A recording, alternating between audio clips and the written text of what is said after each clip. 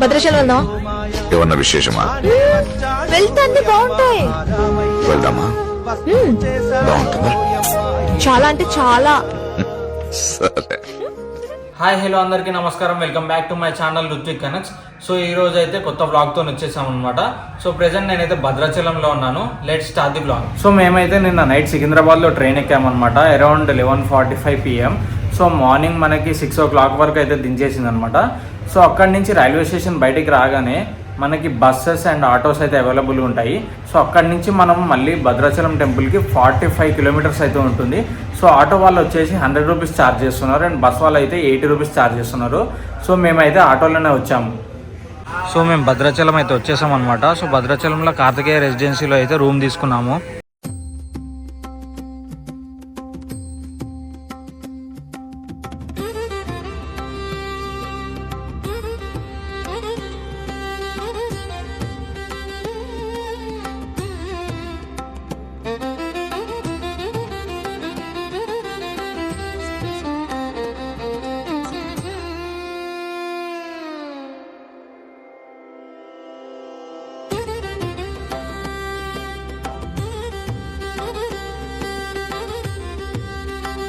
ఇందాకే మన రాములవారి దర్శనం అయితే జరిగిందనమాట. దర్శనం చాలా బాగా జరిగింది. అంటే మేము అర్చన టికెట్ తీసుకున్నాము. సో దానివల్ల స్వామివారిని దగ్గర నుంచి చూసామన్నమాట. చాలా బాగా అనిపించింది.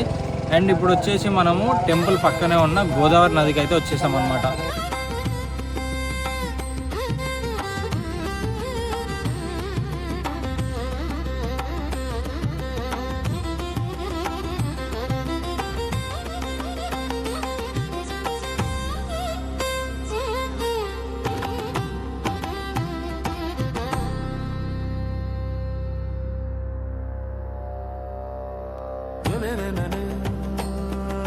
సో మన భద్రాచలం దగ్గర ఉన్న అంటే 35 kilometers దగ్గర ఉన్న పర్ణశాలకు అయితే వచ్చేసాం అనమాట.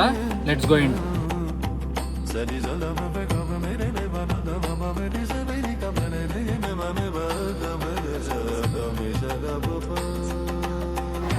సో పర్ణశాలలోకి అయితే ఫోన్ అయితే అలో లేదంట. సో అందుకే లోపల ఏం చూపించలేకపోతున్నాను. సో ఇప్పుడైతే మనం బోటింగ్కి వెళ్దాం. సో ఇక్కడ మన బోట్ అయితే రెడీగా ఉంది.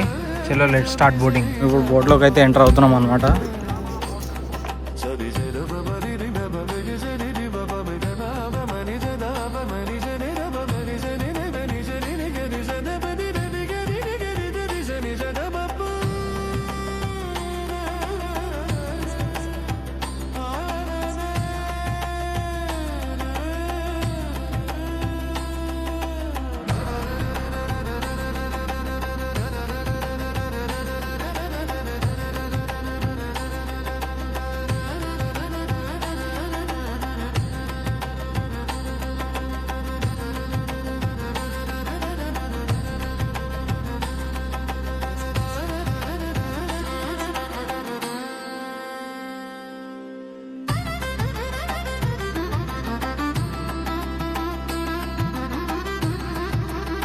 ఈ వీడియో కనుక మీకు నచ్చినట్టయితే please like, share, comment and subscribe to my channel Ruthvik connects.